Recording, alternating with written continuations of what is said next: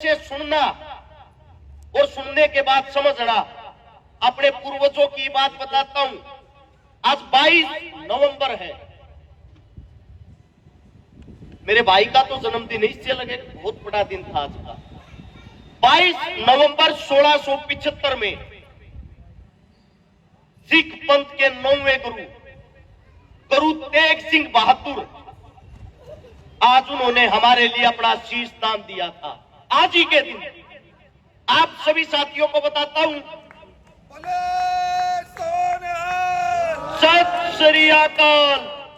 एक बारी तालियां ना बजाकर मेरी बात को सुनना और समझना, क्योंकि आज का जो माहौल है बहुत ज्यादा खराब कर रखा है सरकारों ने, नेताओं ने। हिंदुओं का, मुसलमानों का, सिखों का आपस में भाई को भाई से लड़वाते हैं। हमारे पूर्वज कैसे जीते थे, वो हमारे लिए क्या करते थे, वो जानना बहुत जरूरी। आप सभी साथियों को बताऊं, गुरु तेग बहादुर साहब औरंगजेब के पास दिल्ली में कैद थे और औरंगजेब बोला मुसलमान धर्म अपनाता है या ऐसे नहीं मानेगा। गुरु साहब ने मना कर दिया कि मैं अपना धर्म ही सर्वोपरि समझता हूं और अपने धर्म के अंदर ही अपनी शहादत देना पसंद करूंगा, दूसरा धर्म नहीं अपनाऊंगा। औरंगजेब ने सोचा इसके सामने कुछ क्रूरता दिखानी पड़ेगी, तभी इसको पता लगेगा हम कैसे इंसान है। दिल्ली लाल किले के बाहर गुरु साहब के 3 भाई सतीदास, मतीदास और दयाला, तीनों के एक एक अंग को काटा और काटते काटते गुरु साहब की तरफ नजर करते हुए ये कहते हैं, बोल मुस्लिम धर्म अपनाता या नहीं अपनाता। गुरु साहब के तीनों भाई और गुरु साहब जब उनका एक एक अंग काटा जा रहा था, मर्दान की आवाज में चिल्ला रहे थे, बोले सो निहाल। और ये बात 11 नवंबर 1675 की है, जब उनके शव को काटकर दिल्ली के चारों तरफ लटका दिया गया। वो लड़ाई गुरु साहब किसके लिए लड़ रहे थे? कश्मीरी जो पंडित थे, उन कश्मीरी पंडितों को मुसलमान बनाना चाहता था औरंगजेब। जो हिंदू थे उनको मुसलमान बनाना चाहता था, जो सिख थे उनको मुसलमान बनाना चाहता था। अब ये बातें सुनकर मेरे कई साथी क्या सोचते हैं? वो सोचते हैं कि मुसलमान इसका मतलब इतने गंदे हैं। सबसे पहले आपको उस बात को समझना चाहिए, वो मुसलमान मुगल थे, वो हमारे मुसलमान नहीं थे, वो बाहर के मुसलमान थे। जिस वक्त वो हमारे पर जुर्म करते थे, हमारा मुसलमान हमारे साथ मिलकर हिंदुस्तान के लिए साथ देता था। इसलिए आप इस फर्क को समझने की कोशिश करो। आज के वक्त जो हिंदू मुसलमान को लड़वाता है, हिंदू मुसलमान के ऊपर जो राजनीति करता है, वो हमारे मुसलमान नहीं थे, वो मुगल बाहर के मुसलमान थे। हमारे मुसलमानों ने तो हिंदुस्तान के अंदर मुगलों को अपनी लड़की तक भी नहीं दी थी, शादी तक भी नहीं की थी।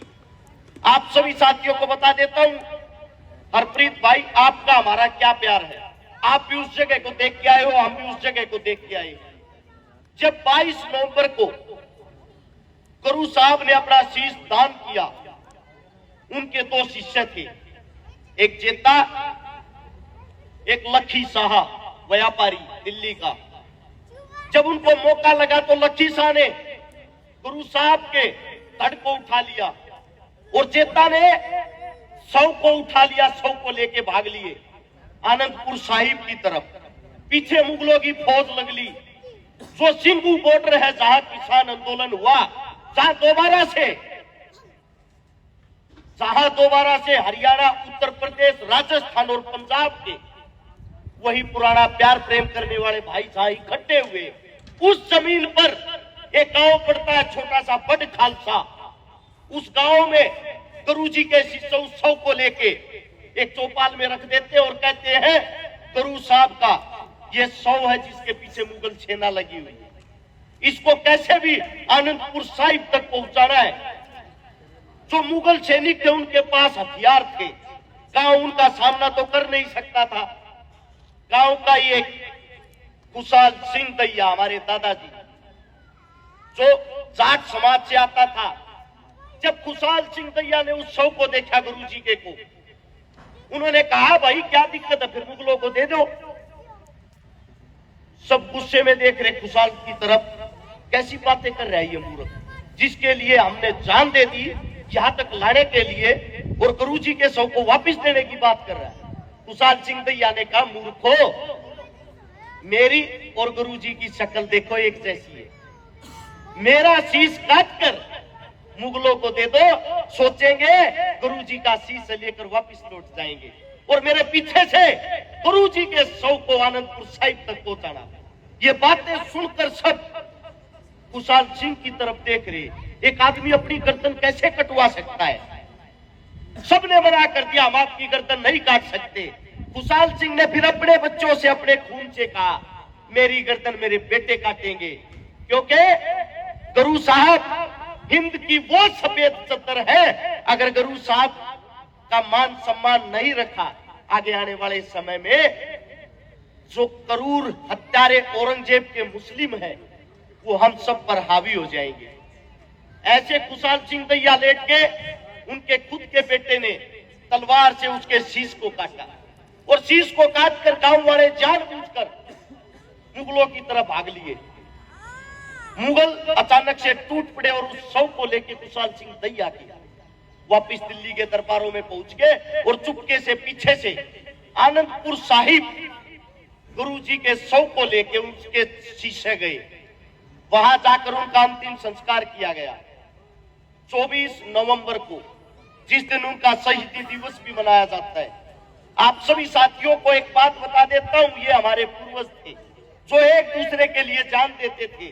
ये हमारे हिंदू मुसलमान सिख का भाईचारा था, जो एक दूसरे के लिए उसकी छाती से पहले अपनी छाती अड़ाकर कटने मरने तक का प्यार प्रेम निभाते थे। एक आज का दिन है, आज आप लोग एक ऐसे गुलाम हो गए हो, आपके बीच में कांग्रेस का, बीजेपी का, किसी अन्य पार्टी का एक नेता आएगा, सिर्फ एक नेता, और आपके बीच में जहरीली चार ऐसी बातें बोलेगा कि आप अपने ही भाई को दुश्मन की नजरों से देखने लग जाओ। आप सभी साथियों से इतनी विनती करता हूं, समाज से बड़ा कुछ भी नहीं है। समाज